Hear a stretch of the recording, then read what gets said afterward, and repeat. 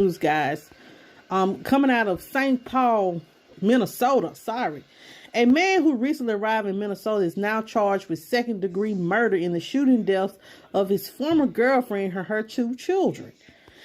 Her 11-year-old son told cops who killed his mother and sister. A criminal complaint lays out the case against 26-year-old Keith Jones, who has no permanent address and by his own admission has only been in the state between 8 months and a year. Prosecutors say he killed 30-year-old Zondriawallace, her 14-year-old daughter LaPortia, and her 11-year-old son Jacoby in their home on the 700 block of Jesse Street in St. Paul on Sunday, January the 30th. If convicted, Keith Jones faces a potential 40-year sentence on each of the 3 counts of second-degree murder. A nephew of Zondriawallace told investigators that Jones was her boyfriend until she broke up with him, but that the defendant continued to come to Wallace's house.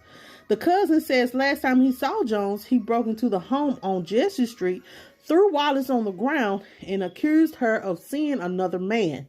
The next morning, the nephew told detectives he became angry again and fired a shot at her.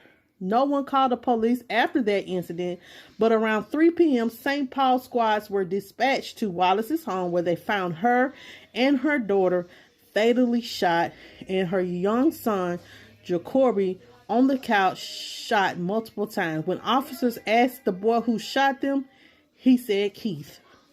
The child was rushed to the hospital where he died after surgery. Surveillance video from a neighboring home shows a man in dark clothing leaving the Jesse Street home about a half hour before running out and jumping into a Jeep Compass with unique damage to the front fender and a headlight. Later that day, a state trooper came upon the vehicle stalled on the side of the highway. The trooper says the driver, a slender black man matching Jones' description, said he was out of gas. The trooper promised to return and help after completing a call he was responding to.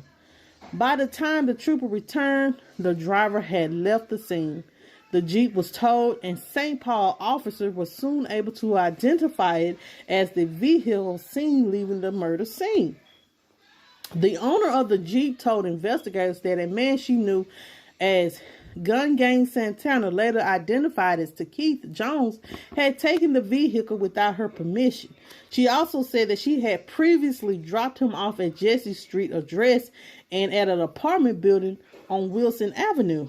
Police obtained a search warrant that was served on January 31st, which was Sunday, and found and arrested Jones inside an apartment.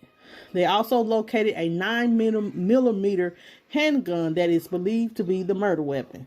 The criminal complaint details a rambling interview with Jones, who prosecutors say eventually admitted to shooting Zondria Wallace and her children.